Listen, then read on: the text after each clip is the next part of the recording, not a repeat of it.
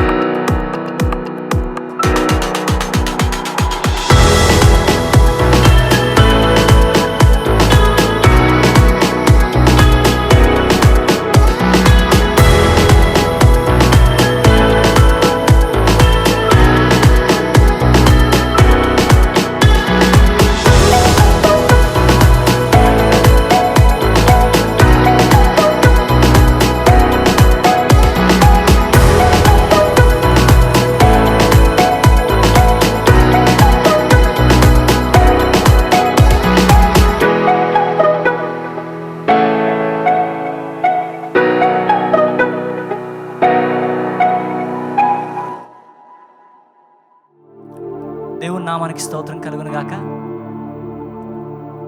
ఈ ప్రత్యేకమైన సమయంలో, ఈ ఆరాధనలో మనందరం పాల్గొనడానికి దేవుడు మనకిచ్చిన గొప్ప ధన్యతను బట్టి నేను దేవుడిని ఎంతగానో స్తుతిస్తా ఉన్నాను. ఈ సమయంలో వాక్యానికి వెళ్ళే ముందు మన హృదయాన్ని సిద్ధపరచుకుందాం.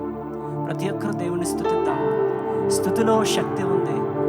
స్తుతి చేసినప్పుడు ఎలాంటి కార్యాలు జరిగాయో బైబిల్లో మనం ఎన్నో పరిస్థితులు మనం గమనించగలం. కాబట్టి ఈ సమయంలో ప్రతి ఒక్కరూ మన హృదయాంతరంగంలో దేవుని స్తుతిస్తూ, ఆయన మహిమపరుస్తూ, సంతోషముతో ఆయన ఆరాధిద్దాం. దయచేసి ఎవరు మౌనంగా ఉండవద్దు. మేము పాడుతుండగా మాతో కలిసి ఏకీపించి పాడవలసిందిగా మనం చేస్తున్నాను. యెహోవా మహిమ నీ మీద ఉదయించాను అన్న పాట పాడుకుంటూ దేవుని మహిమపరుచుకుందాం.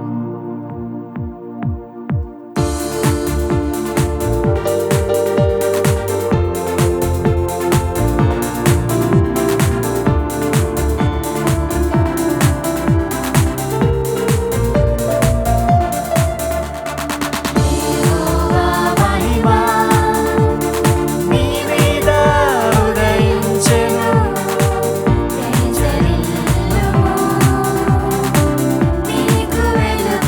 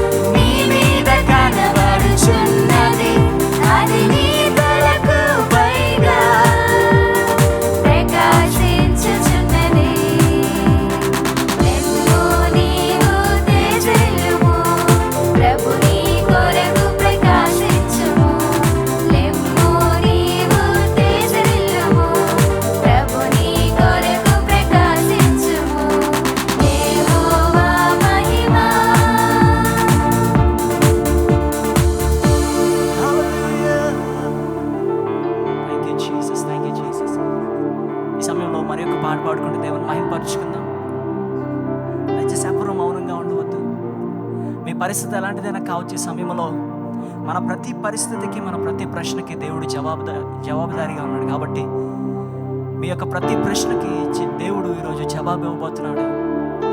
ఆయన సూటిగా మీతో మాట్లాడబోతున్నాడు. కాబట్టి మరొక్కసారి మన హృదయాంతరంగములతో దేవుని స్తుతిద్దాం, దేవుని మహిమపరుద్దాం. మరొక్క పాట పాడుకుంటూ దేవుని మహిమపరుచుకుందాం. పిల్లరా, నన్ను ఆకర్షించిన నీ స్నేహబంధం అన్న పాట పాడుకుంటూ దేవుని మహిమపరుద్దాం.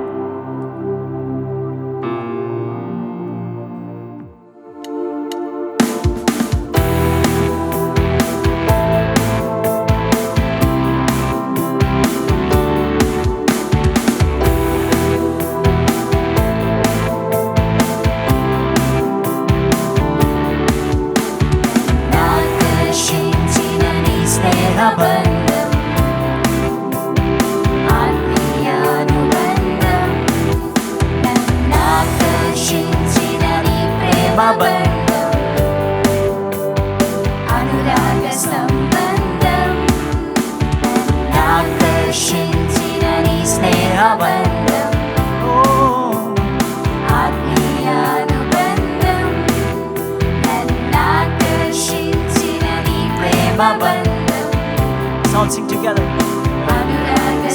Jagam Aradhana. Aradhana Nike Yesaya. Aradhana Nike Yesaya. Na cheyi patti nannu nadipi cheradisina deva. Na cheyi patti nannu nadipi cheradisina deva. Nannu ఆకర్షించిన నీ స్నేహబంధం, ఆత్మీయానుబంధం. నన్ను ఆకర్షించిన నీ ప్రేమబంధం,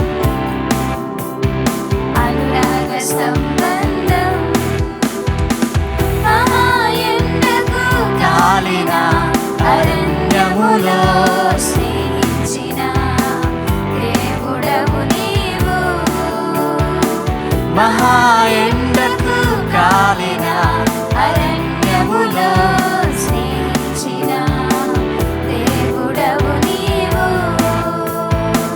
సహాయకర్తగా తోడు నిలిచి తృప్తిపరచిన దేవా, స్వేద తీర్చిన ప్రభువా. సహాయకర్తగా తోడు నిలిచి తృప్తిపరచిన దేవా, స్వేద తీర్చిన ప్రభువా. నన్ను ఆకర్షించిన నీ స్నేహబంధం, ఆత్మీయానుబంధం. నన్ను ఆకర్షించిన నీ ప్రేమబంధం, అనురాగ సంబంధం. చెడిన స్థితిలో లోకంలో పడి ఉండగా ప్రేమించిన నాదుడవు నీవు. చెడిన స్థితిలో లోకంలో పడి ఉండగా ప్రేమించిన నాదుడవు నీవు.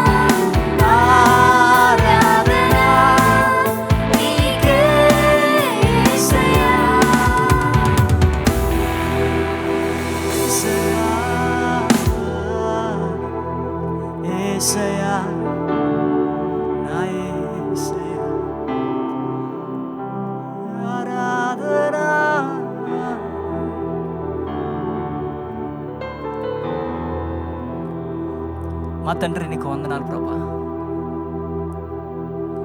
యేసయ్యా నీకు వందనాలు ప్రభా. మహాగణుడా, మహోన్నతుడా, 10,000లో అతి సుందరుడా,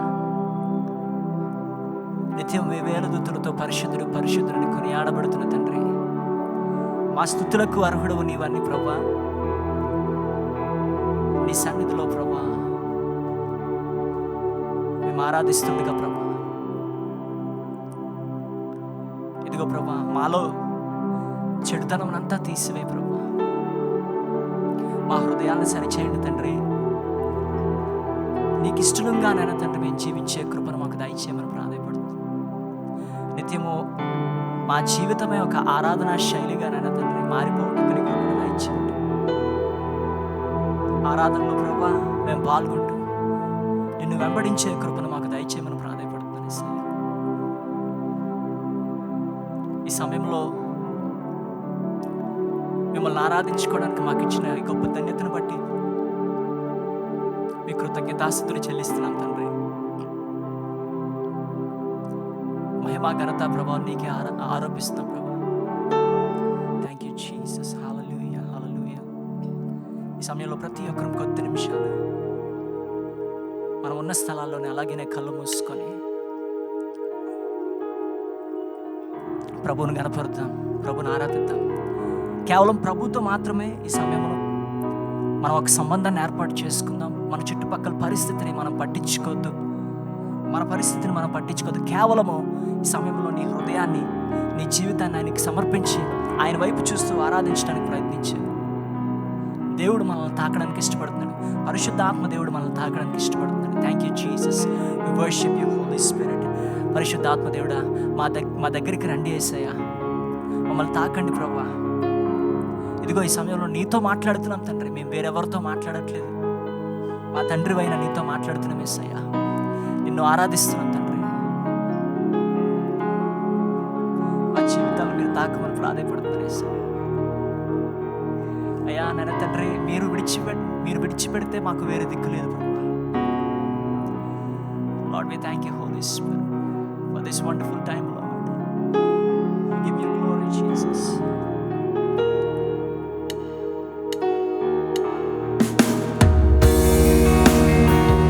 Thank you, Jesus. ప్రతి ఒక్క మన స్వరములెత్తి ప్రభు వైపు చూస్తూ మరొక్కసారి ఆయన మనస్ఫూర్తిగా ఆరాధన.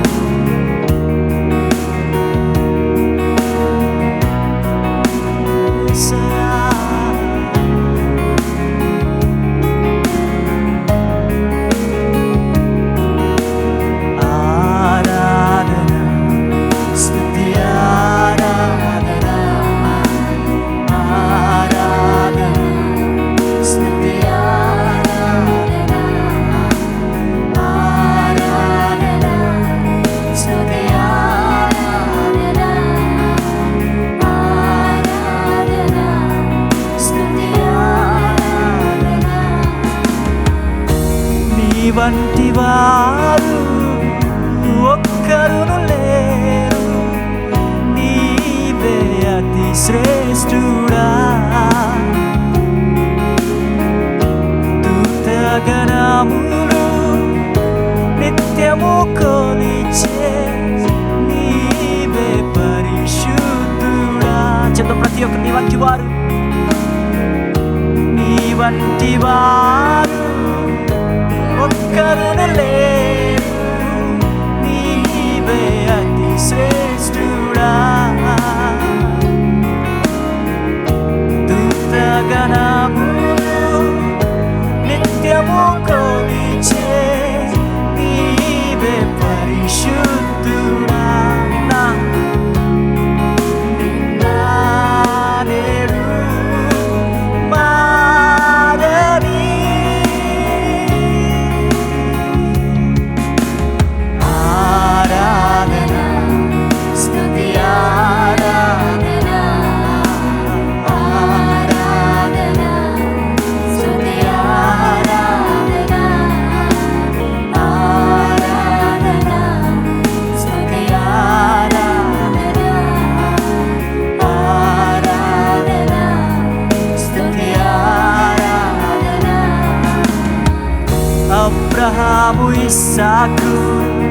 బలి ఇచ్చిన ఆరాధన, రాళ్లతో చంపబడిన స్టెఫను వలె ఆరాధన, అబ్రహాము ఇస్సాకును బలి ఇచ్చిన ఆరాధన, రాళ్లతో చంపబడిన స్టెఫను వలె ఆరాధన, ఆరాధన స్తుతి ఆరాధన, ఆరాధన స్తుతి ఆరాధన, ఆరాధన స్తుతి ఆరాధన.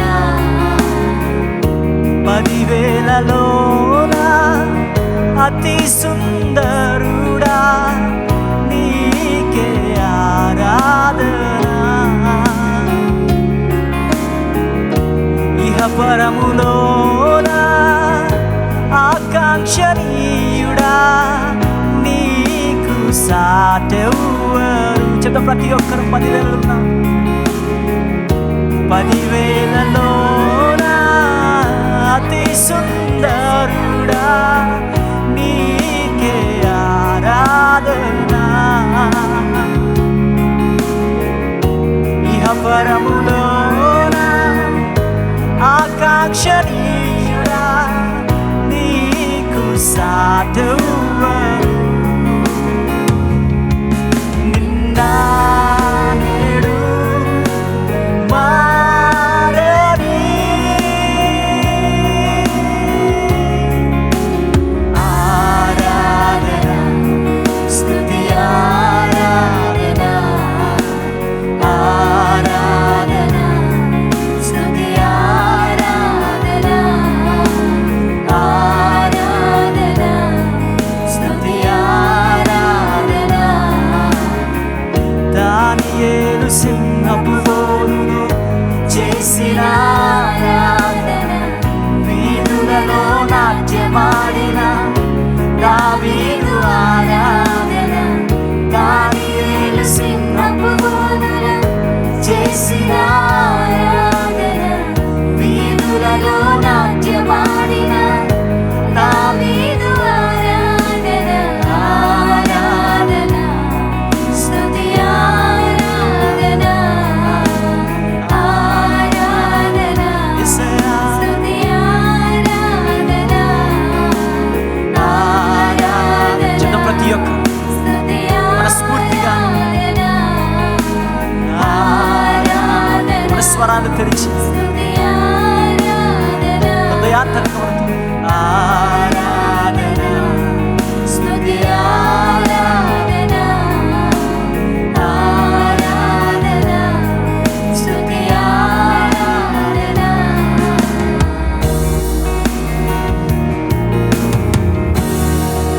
Thank you, Jesus. పరిశుద్ధానికి వందనాలు ప్రభు. Thank you Lord, thank you Lord, thank you Lord, thank you Jesus. ప్రతికూల పరిస్థితుల్లో ప్రభు అబ్రహాము చేసిన ఆరాధన, వ్యతిరేకతలో ప్రభు దావీదు చేసిన ఆరాధన, శ్రమలలో యోబు చేసిన ఆరాధన ప్రభు, పోరాటంలో పౌలు చేసిన ఆరాధన, ఇదిగో మరొక్కసారి మేము జ్ఞాపకం చేసుకుంటాం. అలాంటి ఆరాధన మేము చేయగలిగే స్థితిని మాకు దయచేయమని ప్రార్థిస్తున్నాం. అలాంటి విశ్వాసమును దయచేయండి ప్రభా. Lord, we are not worthy to stand in your presence, of Father God, but Lord, by your blood, Lord, by your precious blood, we are righteous, of Father God. Thank you, Lord Jesus. ఆ పరిస్థితిని నాయన తండ్రి మేము గమనిస్తే మా జీవితాల్లో నాయన తండ్రి నీవు కార్చిన రక్తం బట్టి ప్రభా, మీరు పెట్టిన ప్రాణమును బట్టి ప్రభా, మేము ఎంతగానో ప్రభా మిమ్మల్ని స్తుతిస్తున్నాం తండ్రి. మేము ఎంతగానో కృతజ్ఞతలు ప్రభా, కృతజ్ఞతలు ప్రభా. ఏమిచ్చి నీ రుణం తీర్చుకుంటాం ప్రభా. మేమేమి ఇవ్వలేం ప్రభా. ఈ సమయంలో ప్రభా విరిగిన మా హృదయాలను ప్రభా నీ పాద సన్నిధిలో నలిగిన మా జీవితాన్ని ప్రభా నీకు అర్పిస్తున్నాం తండ్రి. జీవచల నదులు ప్రభా మా జీవితాల్లో నుంచి ప్రభా పొర్లి పారులాగిన ప్రభా నీ ఆత్మాభిషేకముతో మమ్మల్ని నింపమని ప్రాధాయపడుతున్నాం ప్రభా. Thank you Jesus. ఈ సమయంలో ప్రియులారా కొద్ది నిమిషాలు ప్రతి ఒక్కరు అలా మౌనంగా ఉండి, మీరున్న స్థలాల్లో అలా మౌనంగా ఉండి కేవలం ప్రభు పైన మన దృష్టి పెట్టి ప్రభుకి కృతజ్ఞతాస్తుతులు చెల్లిద్దాం. అయ్యా, ఈ పరిస్థితిని బట్టి మీకు వందనాలు. మీరిచ్చిన ఈ యొక్క ప్రత్యేకమైన పరిస్థితి బట్టి, నిన్ను ఆరాధించే స్థితిని బట్టి, సమయాన్ని బట్టి, అలాగే ప్రభా నాయన తండ్రి నిన్ను దేవుడిగా నాయన తండ్రి మేము ఆరాధించుకునే స్థితిని బట్టి మీకు వందనాలు చెల్లిస్తున్నామని ప్రతి ఒక్కరు ఆయన సన్నిధిలో కొద్ది నిమిషాలు యేసుతో మనం మాట్లాడదాం. మౌనంగా అలాగుండి మన హృదయాన్ని ఆయనకి అర్పిద్దాం. ఈ మాటలు చెప్తాం ప్రియులారా అందరం ఏకీభవించి. ఆరాధన స్తుతి ఆరాధన ఆరాధన స్తుతి ఆరాధన ఆరాధన స్తుతి ఆరాధన. Thank you Jesus. మహిమా ఘనత ప్రభావం నీకే చెల్లిస్తున్నాం ప్రభా. నీ ప్రియదాసులు వాక్యం ఎత్తుతుండగా ప్రభా మీరు బలపరిచి నూతనమైన వాక్కును ప్రభా మా జీవితాల్లో నన్ను తండ్రి మీరు నింపమని, నూతనమైన ద్రాక్షారసముతో మా జీవితాలు మీరు తృప్తిపరచమని ప్రాధాయపడుతూ మహిమా ఘనత ప్రభావం మీకే చెల్లించుకుంటూ యేసు నామమున ఈ ఆరాధన సమర్పించుకుంటాం తండ్రి. ఆమేన్. ప్రియులారా, దేవుని వాక్యము కొరకు మన హృదయాలు సిద్ధం చేసుకుందాం. దేవుడు మనతో మాట్లాడాలని ఒక గొప్ప నిరీక్షణతో ఈరోజు దేవుని వాక్యం ద్వారా నా జీవితంలో ఒక నూతనమైన అనుభవాన్ని నేను పొందుకోవాలి అని నిరీక్షణ కలిగి దేవుని సన్నిధిలో కనిపెట్టి ఉందాం. దేవుడు మనతో మాట్లాడగలిగేటట్లుగా బైబిల్స్ చేత పట్టుకుని, బైబిల్స్ని ఎత్తి పట్టుకుని ఆ స్క్రీన్ మీద వస్తున్న మాటలు అందరం కలిసి ప్రార్థనాపూర్వకంగా దేవుడు మనతో మాట్లాడగలిగేటట్లుగా చదువుదాం. Let's all go together. ఇది నా కొరకు దేవుడిచ్చిన వాక్యం. ఇది నా జీవిత స్థితిని, నా సామర్థ్యములను తెలియచేయనది. ఈ సమయమున నేను ఈ దేవుని వాక్యము చే బోధించబడుదును.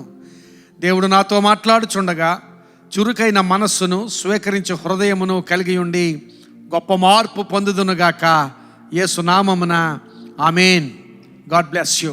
ప్రియులారా, ఈరోజు దేవుని వాక్యాన్ని ధ్యానించడానికి యెషయా గ్రంథము 64వ అధ్యాయం తెరిచి మీ ముందు ఉంచాలని మనవి చేస్తున్నాను. ఈ అధ్యాయం నుండి కొన్ని ఆలోచనలు మీ ముందు నేను ఉంచబోతున్నాను. యెషయా గ్రంథము 64వ అధ్యాయం. ఈ 64వ అధ్యాయంలో నేను మొదటి 3 వచనాలు చదువుతున్నాను. యెషయా గ్రంథము 64వ అధ్యాయము మొదటి 3 వచనాలు. గగనము చీల్చుకొని నీవు దిగి వచ్చేదవుగాక, నీ సన్నిధిని పర్వతములు తత్తరిల్లునుగాక. నీ శత్రువులకు నీ నామమును తెలియచేయుటకై అగ్ని గచ్చపొదలను కాల్చు రీతిగాను, అగ్ని నీళ్లను పొంగచేయు రీతిగాను నీవు దిగి వచ్చేదవుగాక. జరుగునని మేము అనుకొనని భీకరమైన క్రియలు నీవు చేయగా అన్యజనులు నీ సన్నిధిని కలవరపడుదురుగాక. నీవు దిగి వచ్చేదవుగాక, నీ సన్నిధిని పర్వతములు తత్తరిల్లునుగాక.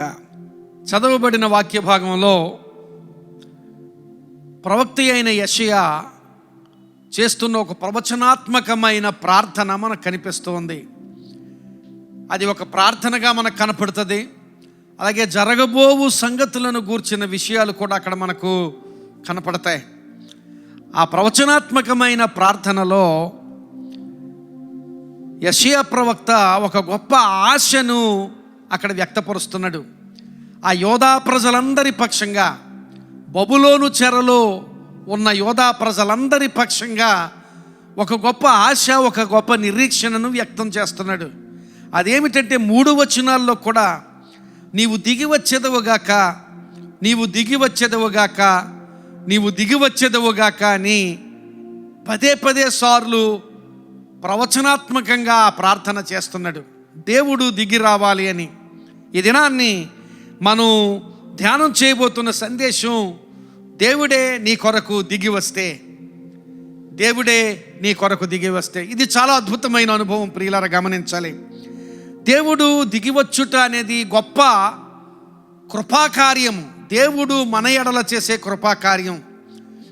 ఎందుకంటే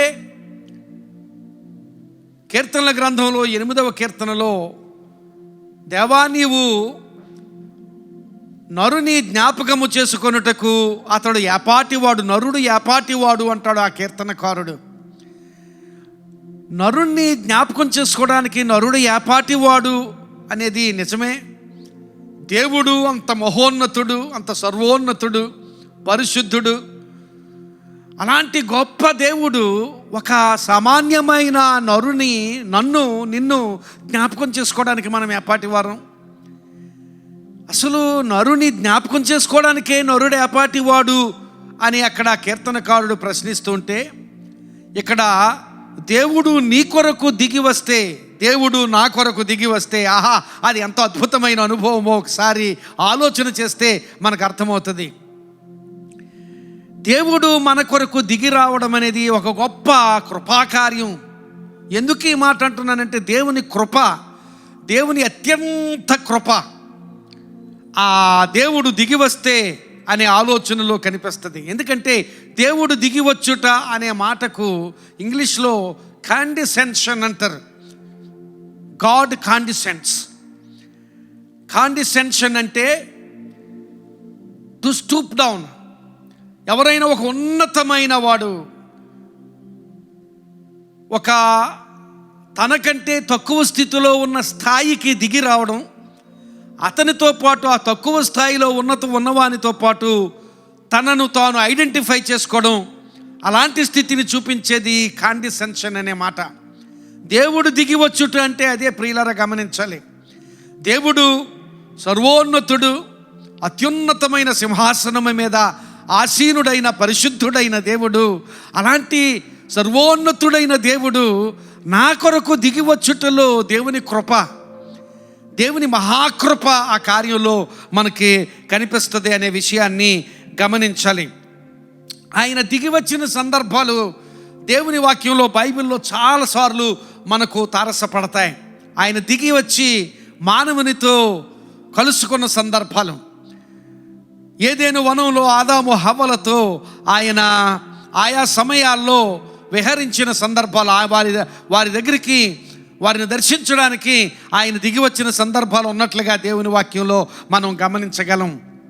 ఇశ్రాయేలీయులు ఐగుప్తులో ఆ దాస్యంలో చాలా సంవత్సరాలు నలిగిపోయి వారు మొర్ర పెట్టుకున్నప్పుడు దేవుడు అంటాడు, వారి మొర్రను నేను విని ఉన్నాను, వారి బాధలు నాకు తెలిసే ఉన్నవి, విడిపించి ఆ పాలు తేనెలు ప్రవహించు దేశములోనికి నడిపించుటకును నేను దిగి వచ్చి ఉన్నాను అంటాడు.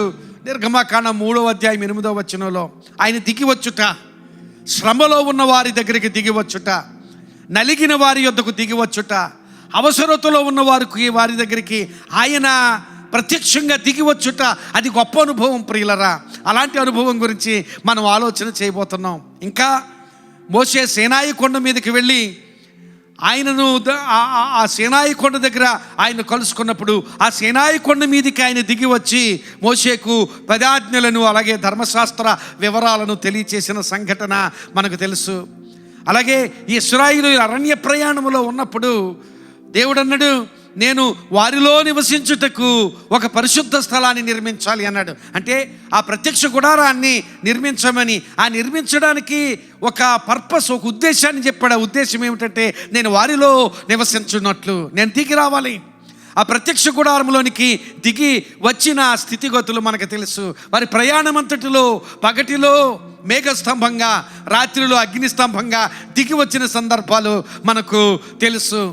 ప్రియులరా, ఈ విధంగా మనం చూసినట్లయితే ఈవెన్ యేసుక్రీస్తు ప్రభు ఈ లోకములోనికి నరావతారిగా నీ కొరకు నా కొరకు దిగి వచ్చి సిలువలో మరణించిన స్థితి మనకు తెలుసు. పెంతెకోస్తు పండుగ దినాన్ని 120 మంది మేడగదిలో సహవాసం చేస్తూ ప్రార్థనలో కనిపెడుతూ ఉండగా పరిశుద్ధాత్ముడుగా శక్తివంతంగా వారి మీదికి దిగి వచ్చిన స్థితి మనకు తెలుసు. దేవుడు దిగి వచ్చిన సందర్భాలు అనేకమైనవి దేవుని వాక్యంలో మనం చూడగలం. ఆయన దిగి వచ్చిన స్థితిలో ప్రియులరా మనం ఆయన కలుసుకుంటాం. That would be a great experience in one's life. ఒక వ్యక్తి జీవితంలో అంతకంటే ఉన్నతమైన అనుభవం మరొకటి ఉండదేమో. ఆయన దిగి వస్తే ఆయనను కలుసుకోవడం, ఆయన దిగి వస్తే ఆయనతో ఏకమై ఉండడం, ఆయనతో ఐక్యమైన స్థితిలో మనం ఉండడం. యేసుక్రీస్తు ప్రభు తండ్రికి ప్రార్థన చేశారు. యోహాను సువార్త 17వ అధ్యాయంలో ఒక ప్రధాన యాజకుడు ప్రజల కోసం చేసిన ప్రార్థన అన్నట్లుగా ఉంటుంది. ఆ ప్రార్థనలో యేసుక్రీస్తు ప్రభు మనందరి కోసం చేసిన ప్రార్థన. అందులో ఒక విషయం అక్కడ గమనించినట్లయితే ఆ 17వ అధ్యాయము 11వ వచనంలో అలాగే 20-21 వచనాల్లో తండ్రిని అడుగుతాడు, తండ్రి నీవు నేను ఏకమై ఉన్నలాగున మన యందు విశ్వాసం ఉంచిన వారు కూడా మనతో ఏకమై ఉండాలి అని. ఇది ఎంత గొప్ప అనుభవం. తండ్రి కుమారుడు ఎలాగైతే ఏకమై ఉన్నారో మనము కూడా దేవునితో ఏకమై ఉండగలిగేటట్లుగా ఆయన దిగి వచ్చే దేవుడు. అలాంటి దిగి వచ్చిన సందర్భాలు దేవుని వాక్యంలో అనేకమైనవి చూస్తాం. ఈరోజు కూడా వాక్యంలో ఒక ప్రవచనాత్మకమైన గొప్ప ప్రార్థన యెషయా భక్తుడు చేస్తున్నాడు. ఆ ప్రార్థన మన జీవితాల్లో కూడా ఫలించాలి. ఆ ప్రవచనం మన జీవితాల్లో కూడా నెరవేరాలి. అది దేవుడే నీ జీవితంలోకి దిగి వస్తే. ఈ దినాన్ని గమనించాలి. బబులోను దేశంలో యోధా ప్రజలు ఆ చెరలో నలిగిపోతున్న స్థితిలో చేస్తున్న ప్రార్థనది. ఈ రోజున నీవు నేను ఒకవేళ ఏ శ్రమలో ఉన్నా, ఏ నలిగిపోయే స్థితిలో ఉన్నా, ఏ దుర్భరమైన స్థితిలో ఉన్నా, ఏ అవాంఛనీయమైన అనుభవంలో ఉన్నా దేవుడు మనతో మాట్లాడుతున్నాడు. ఒక గొప్ప ప్రార్థన నీ హృదయంలో పెడుతున్నాడు. దేవుడే దిగి వచ్చునుగాక, దేవుడే దిగి వచ్చునుగాక. నీకోసం దేవుడే దిగి వస్తే ఆ దిగి వచ్చే స్థితిలో ఆ యెషయా భక్తుడు ఆ అధ్యాయంలో కొన్ని ఆలోచనలు పొందుపరుస్తున్నాడు. 6-7 వచనాలు, ఆ అధ్యాయంలో ఉన్న 6-7 వచనాలు నేను చదువుతున్నాను. యెషయా గ్రంథము 64వ అధ్యాయము 6-7 వచనాలు. మేమందరము అపవిత్రుల వంటి వారమైతిమి, మా నీతి క్రియలన్నీయు మురికి గుడ్డవలే నాయను. మేమందరము ఆకువలే వాడిపోతిమి, గాలివాన కొట్టుకొని పోవునట్లుగా మా దోషములు మమ్మను కొట్టుకొని పోయెను. నీ నామమును బట్టి మొర్రపెట్టువాడు ఒకడునూ లేకపోయెను. నిన్ను ఆధారము చేసుకొనుటకై తన్ను తాను ప్రోత్సాహపరుచుకొని వాడు ఒకడునూ లేడు. నీవు మాకు ముఖము చాటు చేసుకుంటువి, మా దోషముల చేత నీవు మమ్మును కరిగించి ఉన్నావు. ప్రియులారా గమనించాలి, దేవుడు మన స్థితిగతులలోనికి దిగి వస్తే జరిగే ఒక గొప్ప అనుభవం ఏమిటంటే ఒక గొప్ప పరివర్తన, ఒక గొప్ప మార్పు, ఒక గొప్ప ఉజ్జీవము. ఆ ఉజ్జీవము అన్నప్పుడు ఆ ఉజ్జీవం అనే మాటను మనం సరైన స్థితిలో అవగాహన చేసుకోవాలి. ఉజ్జీవం అంటే ఉద్వేగం కాదు ప్రియులారా గమనించాలి. కేవలం ఉద్వేగ స్థితిని వ్యక్తపరచుట మాత్రమే కాదు ఉజ్జీవం అంటే. ఉద్వేగ స్థితి వ్యక్తపరచబడమే ఉద్యమం అయితే అది పరిపక్వమైన ఉద్యమం కాదు. పరిపక్వమైన ఉద్యమం ఏమిటంటే ఉద్యమంలో ఒక గొప్ప మార్పు, ఉద్యమంలో ఒక గొప్ప పరివర్తన, ఉద్యమంలో ఉన్న స్థితి నుండి ఇంకా ఉన్నతమైన స్థితికి వర్ధిల్లడం. అలాంటి స్థితిని చూస్తాం. ఉద్యమం అంటే జీవింపచేయుట అని అర్థం. అంటే మృతతుల్యమైన స్థితి ఎక్కడైతే ఉందో, నా జీవితంలో ఏ రంగంలో మృతతుల్యమైన స్థితి ఉందో ఆ రంగంలో మరలా నేను జీవింప చేయబడినప్పుడు నేను ఉజ్జీవం పొందుకున్న స్థితిని, నేను అలాంటి అనుభవాన్ని నేను పొందుకుంటాను. ఒకవేళ చాలా విషయాల్లో నేను మంచి జీవితం జీవిస్తూ ఉండొచ్చు, ఏదైనా ఒక విషయంలో మృతతుల్యమైన స్థితి ఉంటే ఆ స్థితిలో ఉజ్జీవం కావాలి. ఒకవేళ నేను మంచిగా వాక్య ధ్యానం చేయొచ్చు, నేను మంచిగా బోధించవచ్చు, నేను ఏ గొప్ప కార్యాలన్నీ చేయొచ్చు.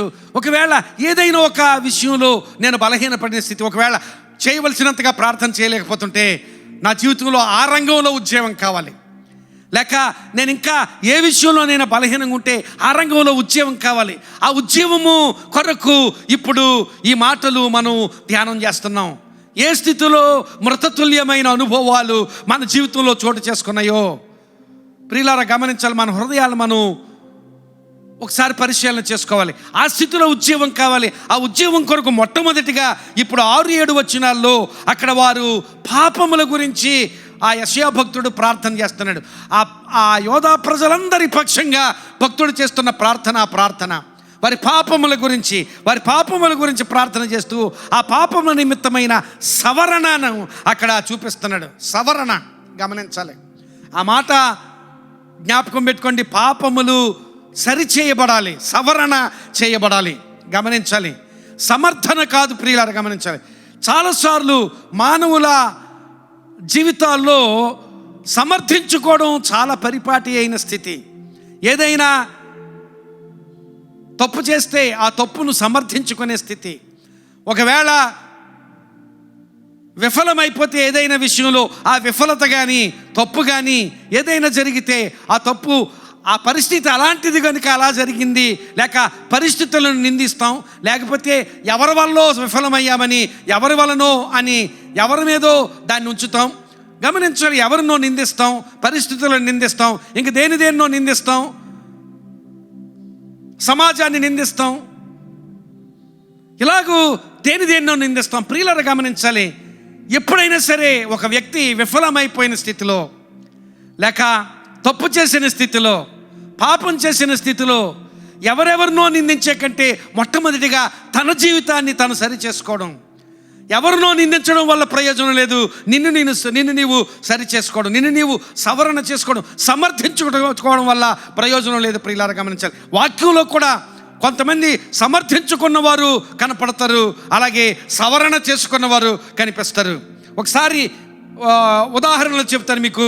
సమూయేలు మొదటి గ్రంథం 13వ అధ్యాయంలో 11 నుంచి 13వ వచనం వరకు చదివితే అక్కడ జరుగుతున్న సంఘటన ఏమిటంటే, అంతకుముందే సౌలును దేవుడు ఇశ్రాయేలు దేశం మీద మొట్టమొదటి రాజుగా నియమించాడు.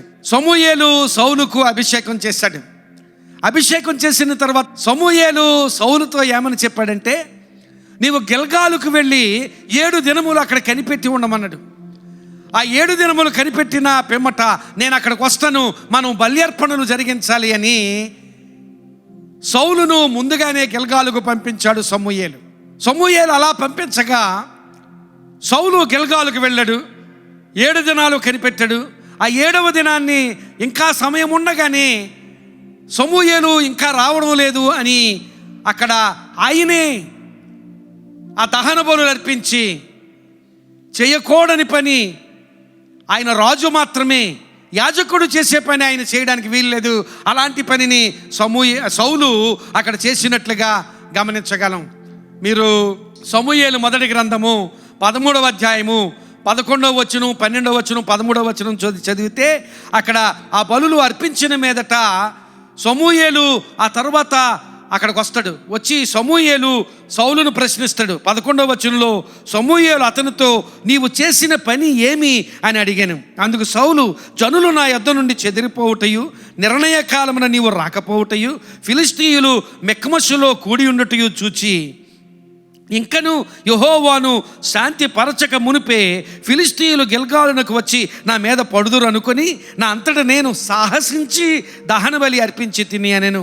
అందుకు సమూయేలు ఇట్లా నేను, నీ దేవుడైన యెహోవా నీకు ఇచ్చిన ఆజ్ఞను గైకొనక నీవు అవివేకపు పని చేసితివి. నీ రాజ్యమును ఇశ్రాయేలీయుల మీద సదాకాలము స్థిరపరచుటకు యెహోవా తలచి ఉండెను, అయితే నీ రాజ్యము నిలవదు. అబ్బబ్బా, ఎంత ఆశీర్వాదాన్ని కోల్పోయాడు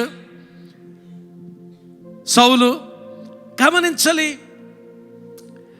కనిపెట్టవలసిన సమయం కనిపెట్టలేకపోయాడు. దహన బలిని తానే అర్పించాడు. దానిని బట్టి సమూయేలు ప్రశ్నిస్తే దానిని సమర్థించుకుంటున్నాడు. నిర్ణయ కాలమున నీవు రాలేదు, ఇంకా 7 దినాలు పూర్తి కాలేదు, 7వ దినాన్ని వచ్చాడు సమూయేలు. నిర్ణయ కాలాన్ని నీవు రాలేదు కనుక ఈలోగా ప్రజలు చెదిరిపోతారేమో అనే భయం ఒకటి, ఫిలిష్తీయులు ఈలోగా దండెత్తి వస్తారేమో అనే భయం ఒకటి. ఈ భయాలతో సాహసిస్తున్నానని తెలుసు, కానీ సాహసించకూడదని తెలుసు. సాహసించకూడని పనికి నేను సాహసిస్తున్నానని తెలుసు. అయినప్పటికీ సౌలు ఆ పని చేశాడు, సమర్థించుకుంటున్నాడు. ప్రజలు చెదిరిపోతారేమో, ఫిలిష్తీయులు వచ్చి నా మీద పడతారేమో ఈ కారణాల వల్ల, ఆ కారణాల వల్ల చేశానంటున్నాడే కానీ ప్రియులారా గమనించాలి, ఇక్కడ సౌలు తాను చేసిన పనిని సమర్థించుకుంటున్నాడు. అయితే దానికి పర్యవసానం ఏమిటి? నీ రాజ్యము నిలవదు. ఇంకా గమనించాలి, that was the beginning of his kingship. అసలు ఆయన రాజరికానికి ప్రారంభ దినాలవి. ఆ ప్రారంభ దినాల్లోనే రాజ్యము నిలవదు అనే సందేశాన్ని పొందుకున్నాడు అక్కడ సౌలు. గమనించాలి. అలాగే సౌలు తరువాత దేవుడు దావీదును రాజుగా ఎంచుకున్నాడు. గమనించాలి, దావీదు పాపమే చేశాడు. కొన్నిసార్లు ఎర్రర్స్ ఉండొచ్చు, సిన్స్ ఉండొచ్చు. ఎర్రర్స్ అంటే పొరపాట్లు, సిన్స్ అంటే పాపాలు. ఇప్పుడు సౌలు చేసిన పని, అలాగే దావీదు చేసిన పాపం, ఈ రెండిటిని పోలిస్తే దావీదు పాపము ఘోరమైందిగా మనకు కనిపిస్తుంది. అయినప్పటికీ దావీదు ఆ బేత్షెబతో చేసిన పాపం, వసంతకాలమున రాజులు యుద్ధమునకు వెళ్ళు వేళ ఆయన యుద్ధానికి వెళ్లకుండా అక్కడే ఆ మేడగది మీద ఉన్నాడు. చూడకూడని దృశ్యాన్ని చూశాడు, చేయకూడని కార్యాన్ని చేశాడు. ఆ తరువాత ఒకదాని వెంట ఒకటి ఆ చేయకూడని పనులే చేశాడు. అప్పుడు నాతానును దేవుడు దావీదు దగ్గరికి పంపించాడు. నాతాను ప్రవక్తను దేవుడు దావీదు దగ్గరికి పంపించి దావీదు చేసిన పనిని దావీదుకు చూపించినప్పుడు వెంటనే దావీదు ఏమన్నాడో తెలుసా? సమూయేలు 2వ గ్రంథము 12వ అధ్యాయము 13వ వచనంలో, నేను పాపము చేసి తినని దావీదు నాతానుతో అనగా, వెంటనే మరొక మాట ఏమీ మాట్లాడలేదు. ప్రియులారా గమనించాలి, నేను ఆ పరిస్థితి వల్ల చేశాను, లేకపోతే ఏదో నేను శోధించబడ్డాను, లేకపోతే ఏదో జరిగింది అని చెప్పలేదు. వెంటనే the very next word that David uttered, నీవు పాపం చేశావని నాతాను చూపించిన వెంటనే, మీరు ఆ వాక్య భాగం చదవండి, అంతకుముందు వాక్య భాగాలు మరి ఏమీ మాట్లాడలేదు. నాతానుతో దావీదు అన్నమాట, నేను పాపము చేసి తిని. 32వ కీర్తనలో 5వ వచనంలో దావీదు అంటాడు, నా దోషమును కప్పుకొనక నీ ఎదుట నా పాపము ఒప్పుకొంటిని. ప్రియులారా గమనించాలి, దావీదు సమర్థించుకునేవాడు కాదు, సవరణ చేసుకునేవాడు. సవరణ. కొంతమంది జీవితాలు సమర్థనతోనే గతించిపోతాయి, సమర్థించుకుంటూనే బ్రతికేసే స్థితి. ఈ దినాన్ని నీవు సవరణ చేసుకుంటున్నావా, సమర్థించుకుంటున్నావా? దేవుడు మాట్లాడుతున్నాడు నీతో. నిజంగా దేవుడే దిగి వస్తే జరిగే ఒక గొప్ప ప్రక్రియ ఏమిటంటే, నీవు దేవుని సన్నిధిలో నీవు సవరణ చేసుకుంటావు. నీవు దేవుడే నా స్థితిలోనికి దిగి వచ్చాడు అని నీవు గ్రహించగలిగితే, అటువంటి నీ మనోనేత్రములు తెరవబడిన స్థితి నీలో ఉంటే నీవు సవరణ చేసుకుంటావు. సమర్థించుకో, సౌలు వలె సమర్థించుకో, దావీదు వలె సవరణ చేసుకుంటావు. ఈవెన్ 51వ కీర్తనలో కూడా దావీదు అంటాడు, 51వ కీర్తన 4వ వచనంలో, నీకు కేవలము నీకే విరోధముగా నేను పాపము చేసి ఉన్నాను, నీ దృష్టి ఎదుట నేను చెడుతనము చేసి ఉన్నాను అంటాడు. చాలా ఓపెన్గా, ఏమీ దాచుకోకుండా తన పాపమును దేవుని సన్నిధిలో దావీదు ఒప్పుకున్న స్థితి.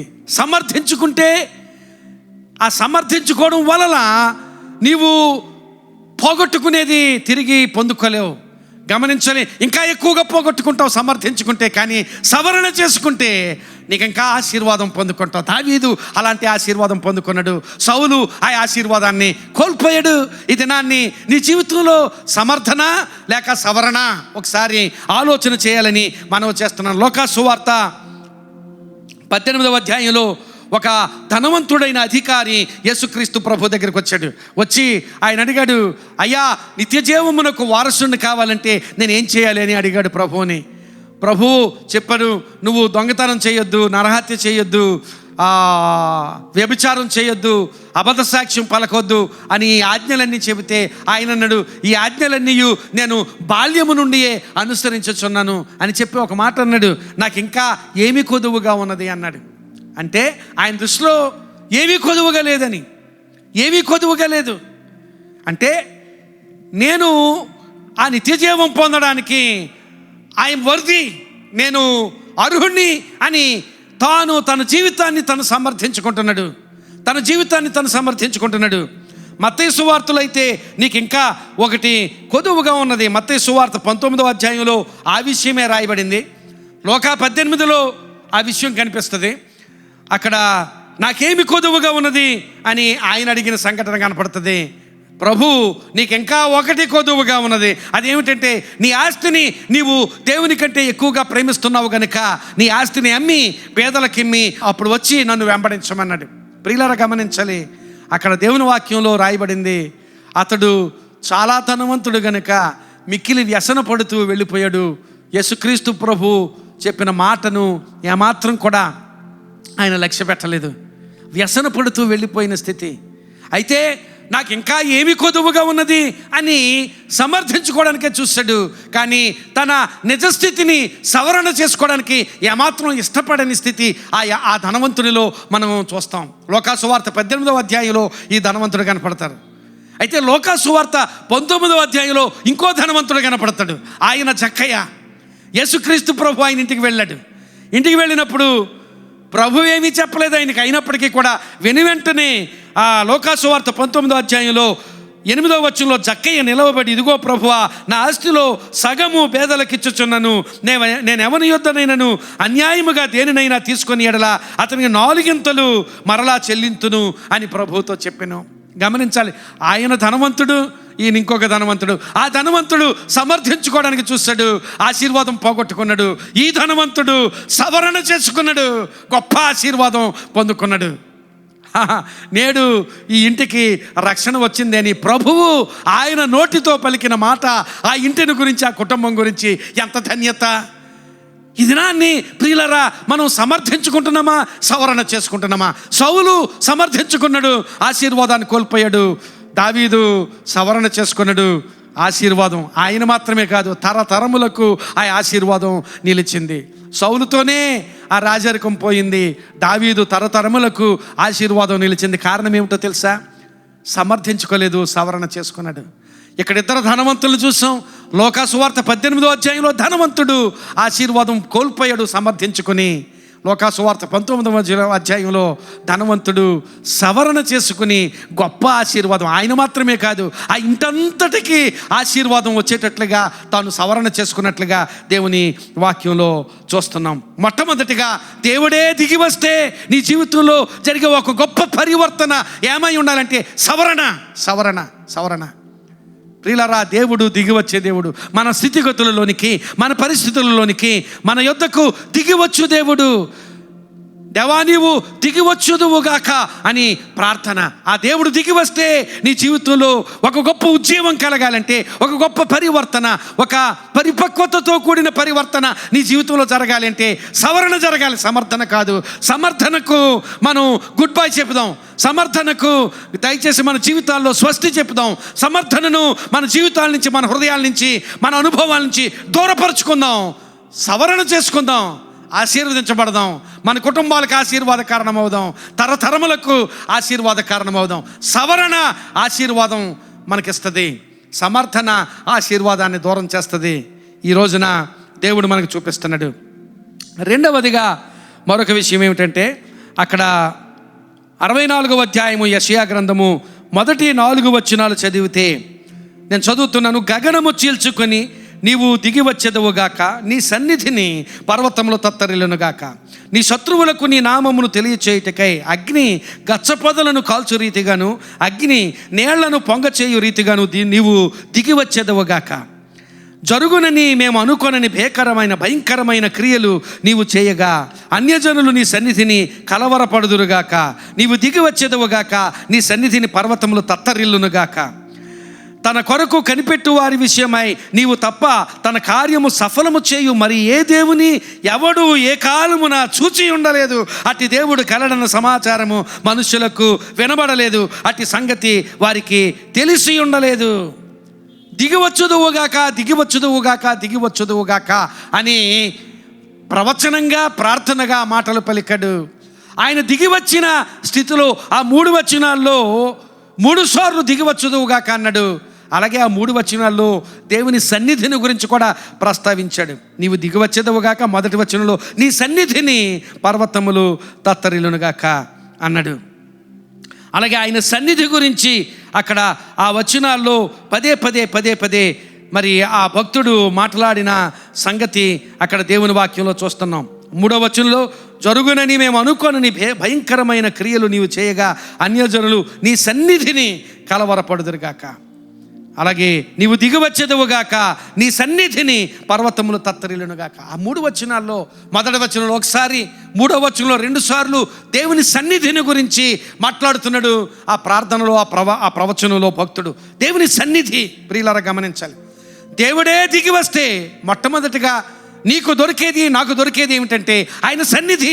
ఆయన సన్నిధి భాగ్యము మనకు దొరుకుతుంది. ఆయన సన్నిధి భాగ్యంలో మన జీవితంలో జరిగే కార్యాలు ఎలా ఉంటాయంటే సంచలనాత్మకమైన కార్యాలు మన జీవితాల్లో జరుగుతాయి. We can experience spectacular things in our lifes.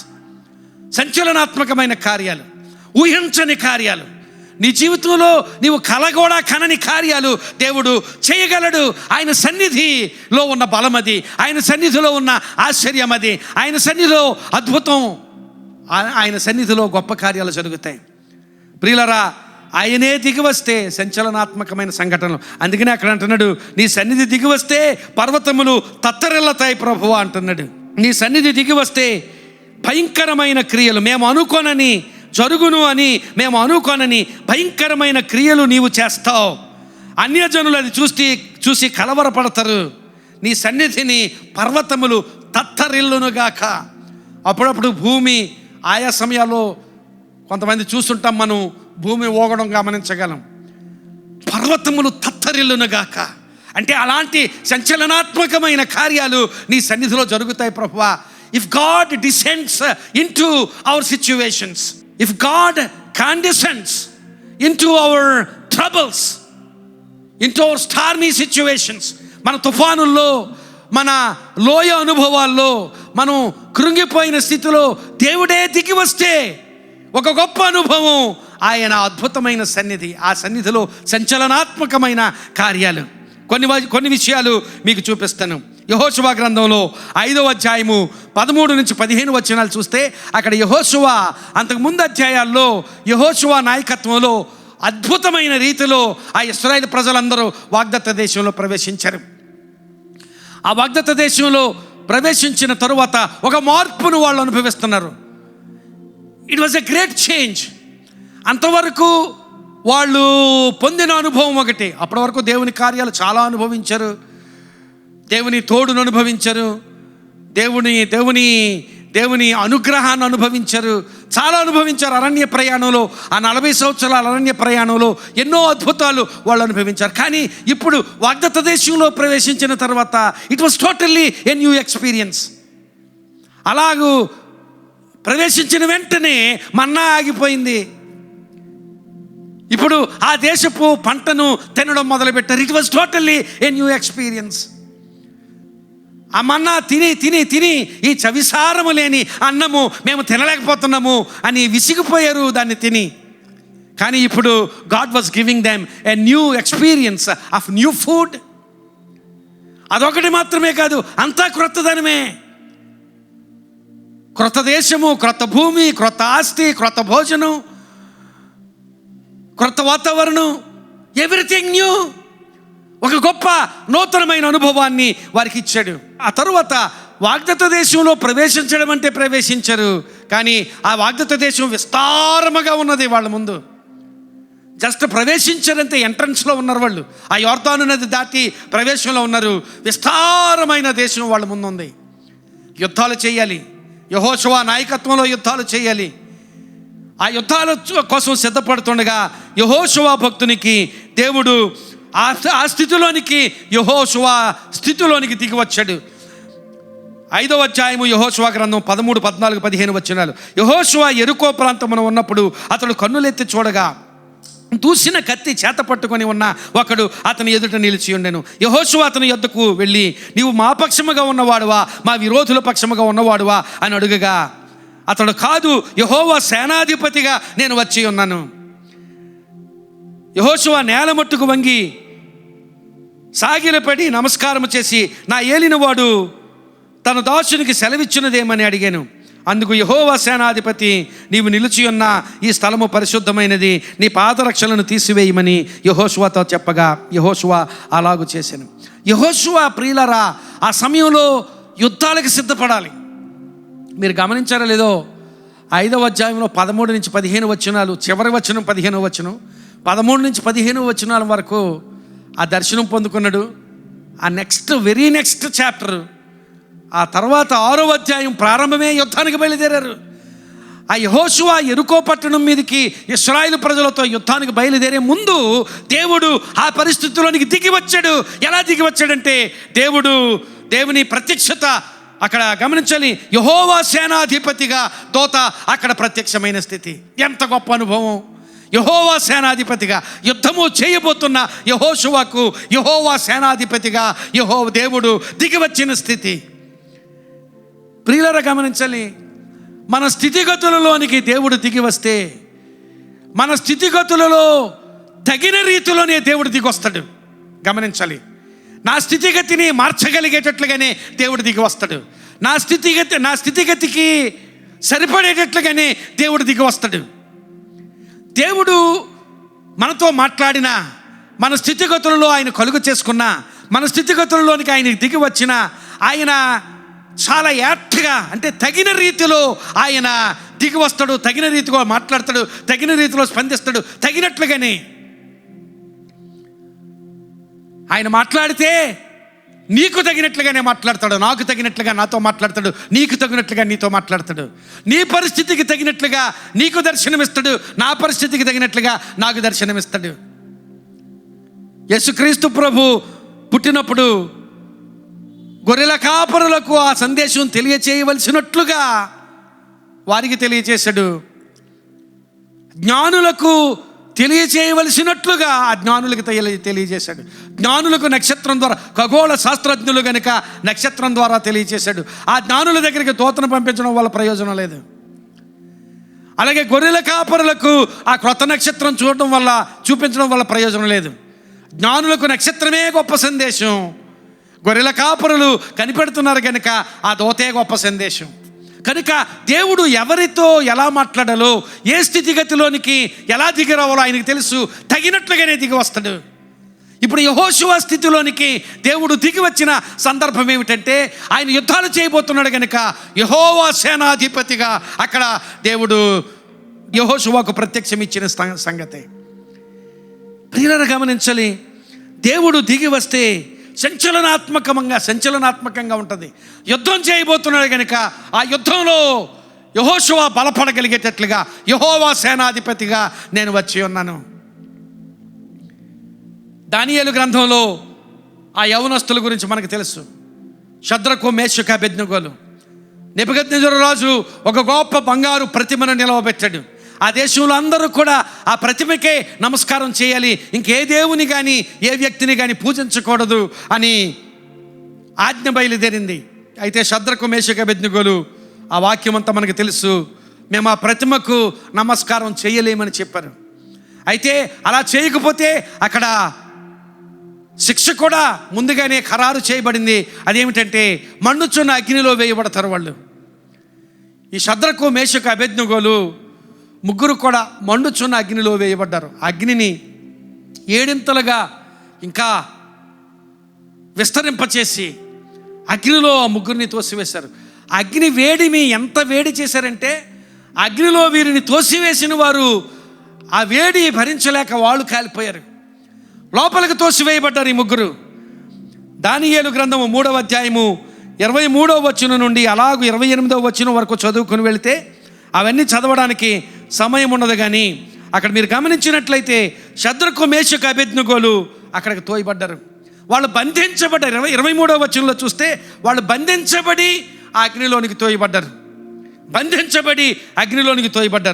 25వ వచనంలో రాజు అగ్నిలో ఏం జరుగుతుందో చూస్తున్నాడు.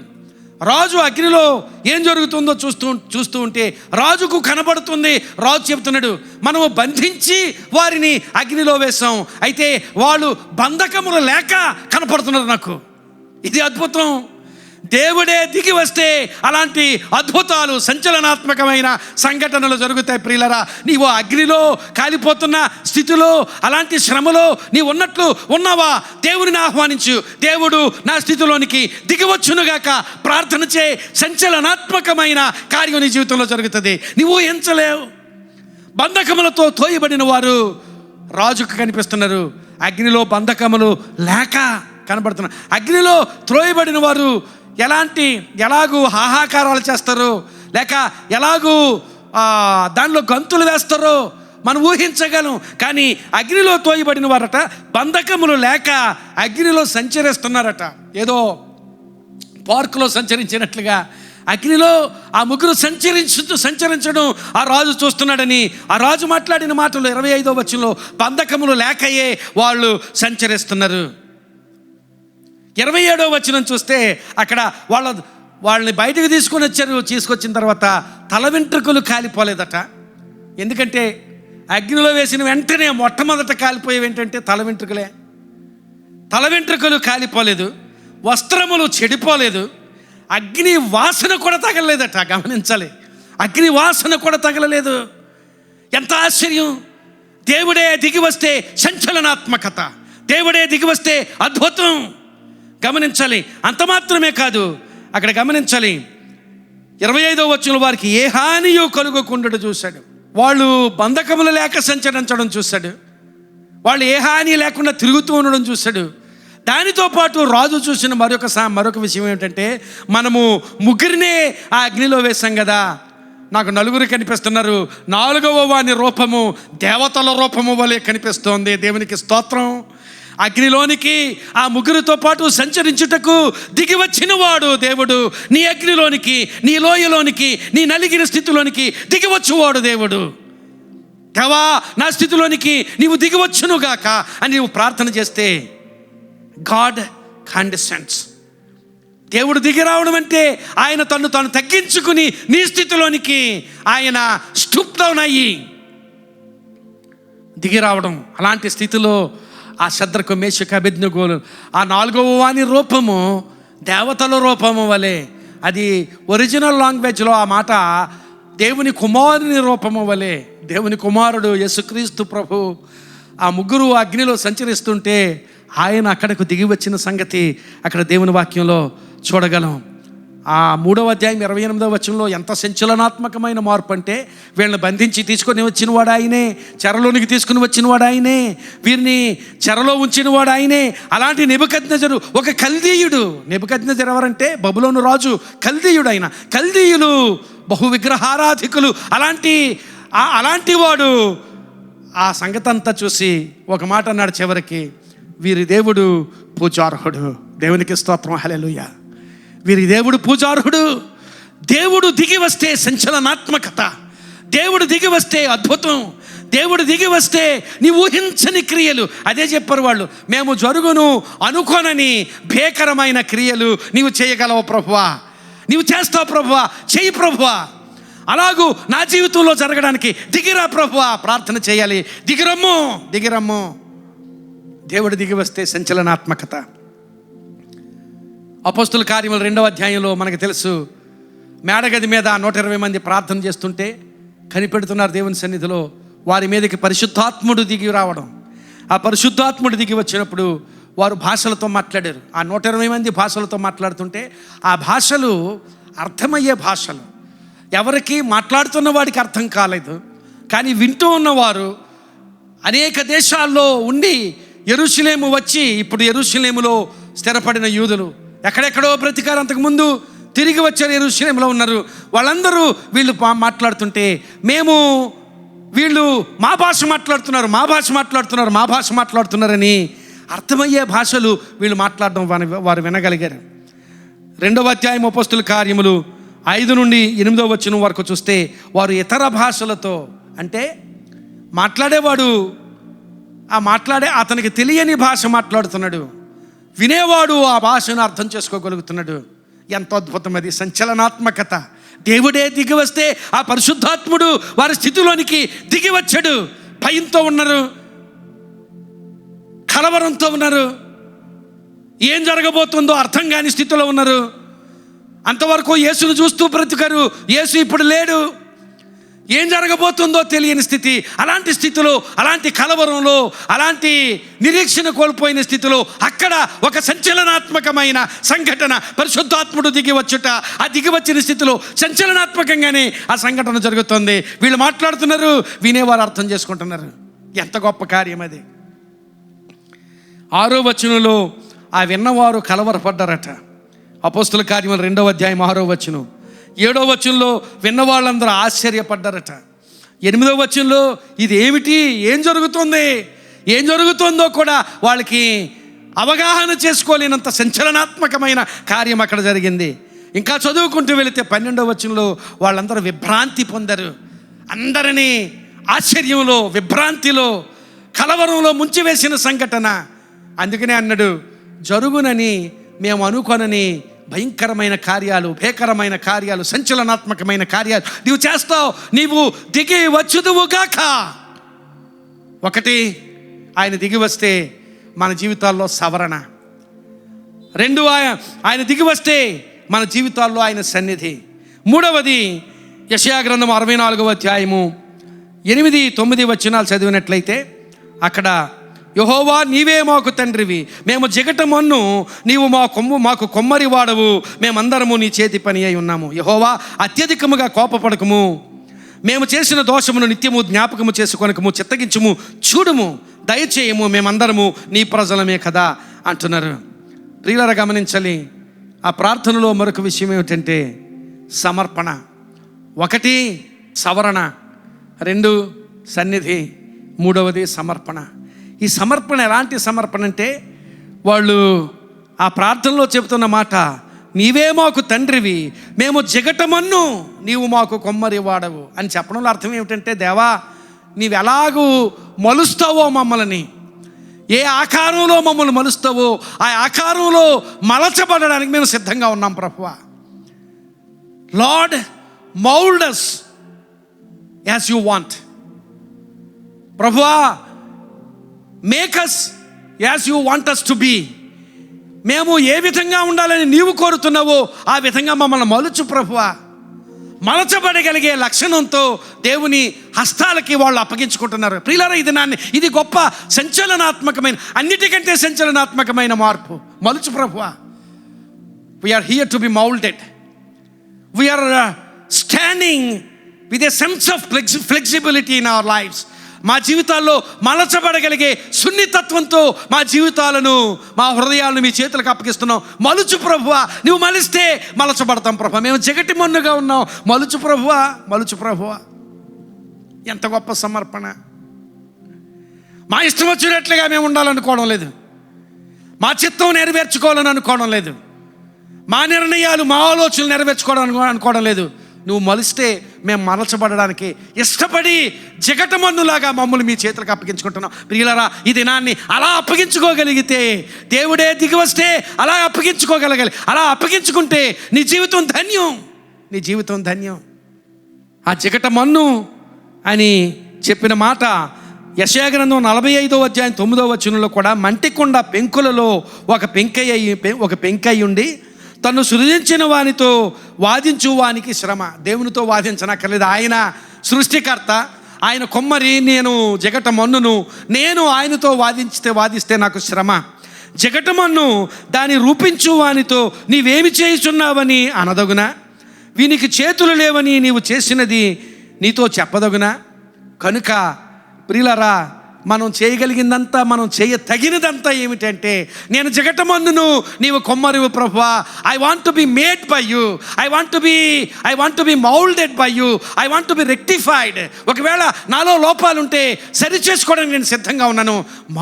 మా ప్రభువా, నన్ను మలుచు ప్రభువా. అలాంటి మలచబడగలిగే స్థితిలో దేవునికి అప్పగించుకొనుట.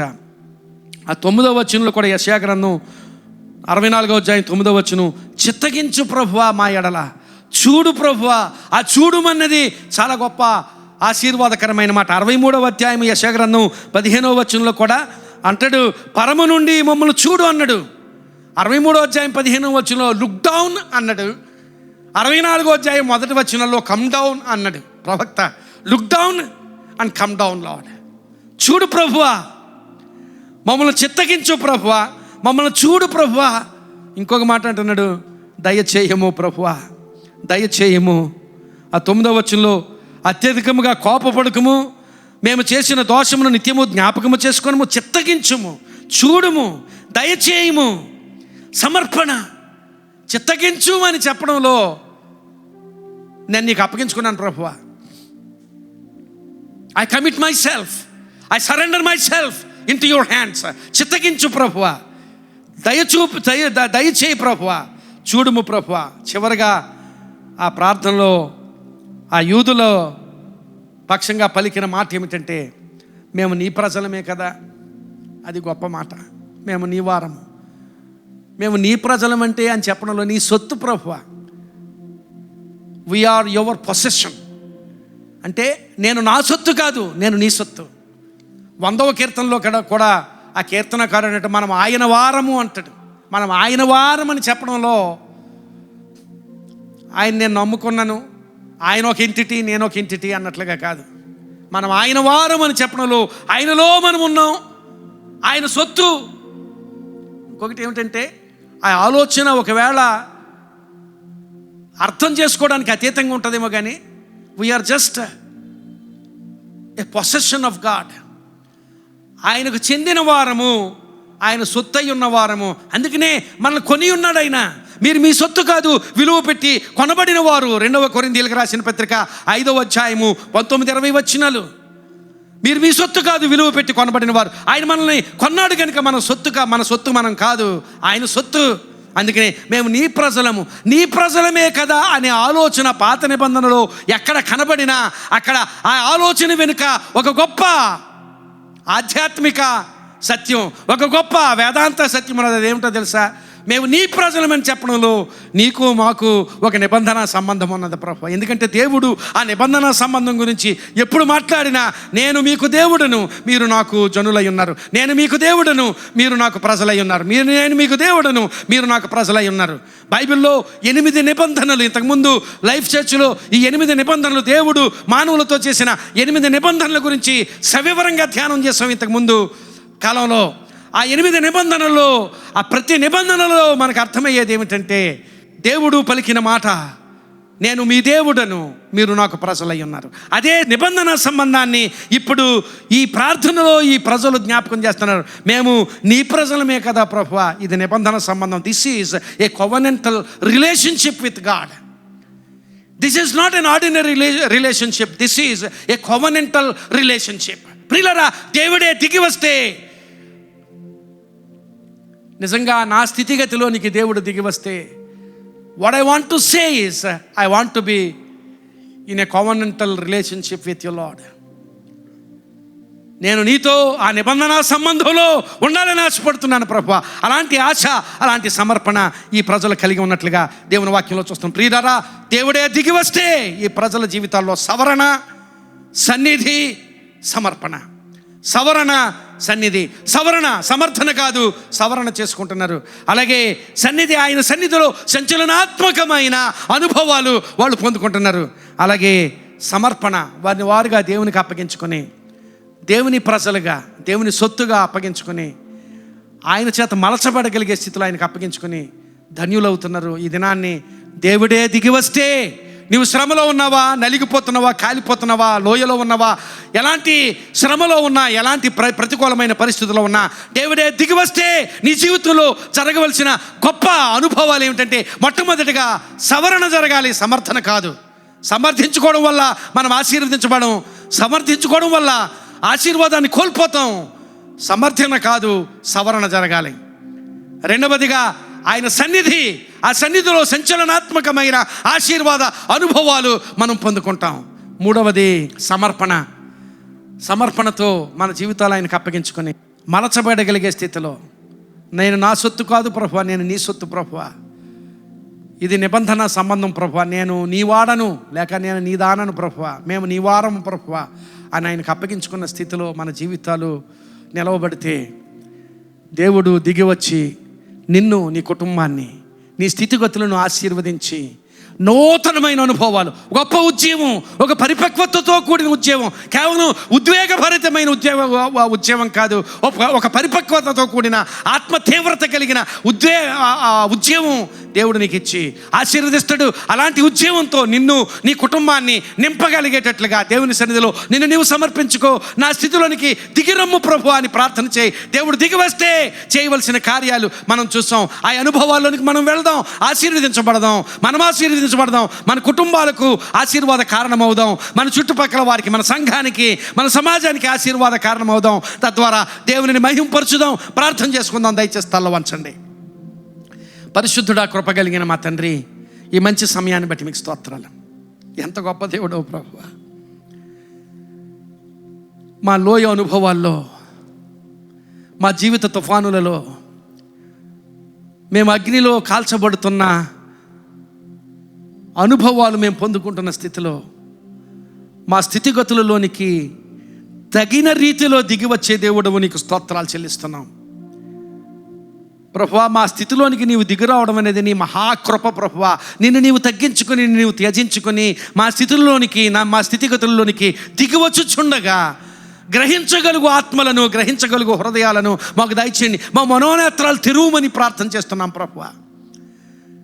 మా మనోనేత్రాలు తెరిచి ప్రభువా మమ్మల్ని మేము సవరణ చేసుకోగలిగేటట్లుగా సహాయం చేయండి. సమర్థించుకునే ఆత్మలను మాకు దూరపరచమని ప్రార్థన చేస్తున్నాను ప్రభువా. సవరణ చేసుకుని మీ సన్నిధిలో దావీదు వలె ఆశీర్వదించబడినట్లు సహాయం చేయండి. సవరణ చేసుకుని జక్కయ్య వలె ఆశీర్వదించబడినట్లు సహాయం చేయమని ప్రార్థన చేస్తున్నాం ప్రభువా. అలాగే ప్రభువా, నీవు దిగి వచ్చిన స్థితిలో ప్రభువా నీ సన్నిధిని మేము అనుభవించి, నీవు మా ఎడల కలుగు చేయు సంచలనాత్మకమైన అనుభవాలను మేము పొందుకోగలిగేటట్లు సహాయం చేయమని ప్రార్థన చేస్తున్నాం.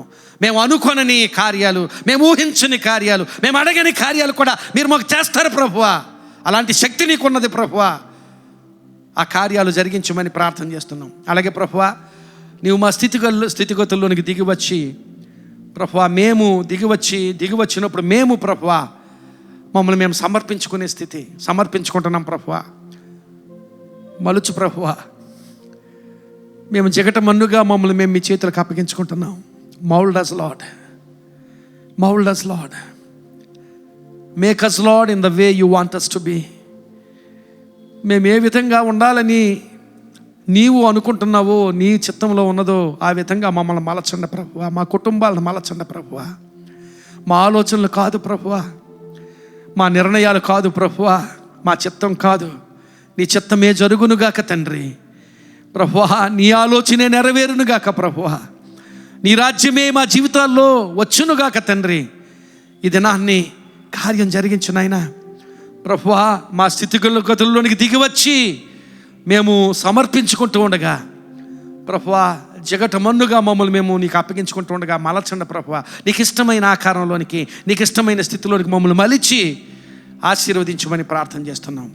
అలాగే ప్రభువా, నీతో నిబంధన సంబంధంలో నిలవబడగలిగేటట్లుగా సహాయం చేయ ప్రభువా. ప్రభువా, నిబంధన సంబంధంలో నిలిచి మేము ఆశీర్వదించబడడానికి, అలాగే ప్రభువా మా కుటుంబాలకు మేము ఆశీర్వాదకరంగా ఉండడానికి, మా సమాజానికి, మా సంఘానికి మేము ఆశీర్వాదకరంగా ఉండడానికి, తద్వారా నీ నామమే మహింపరచడానికి నీ కృపాకార్యం మా అందరి జీవితాల్లో జరిగించమని ఈరోజు ప్రార్థన చేస్తున్నాం ప్రభువా. ఎవరెవరు నలిగిపోతున్నారో ఆ నలిగిపోతున్న స్థితిగతులలోనికి నీవు దిగురమ్ము ప్రభువా.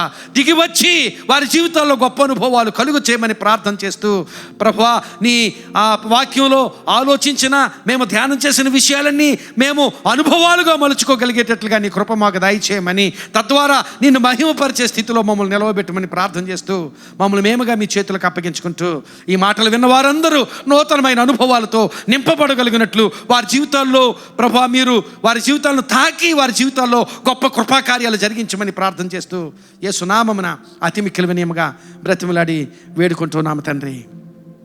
ఆమేన్. మన తండ్రి అయిన దేవుని ప్రేమ, కుమారుడైన యేసుక్రీస్తు ప్రభు కృప, పరిశుద్ధాత్మ దేవుని అన్యోన్య సహాయము సహవాసము ఈ మాటలు విన్న వారికి అందరికీ, ఆరాధనలో పాలు పొందిన వారికి అందరికీ ఇప్పుడును సదాకాలము తోడయుండి ఆశీర్వదించి నడిపించునుగాక. Amen, amen, amen. God bless you friends. దేవుని మాటలు విన్నాం. ఆ మాటలను మన జీవితాల్లోనికి, మన హృదయాల్లోనికి స్వీకరించుదాం. మన జీవితాలకు అన్వయింప చేసుకుందాం. ఆ మీదట ఆశీర్వాదం పొందుదాం. God bless you. Have a great week.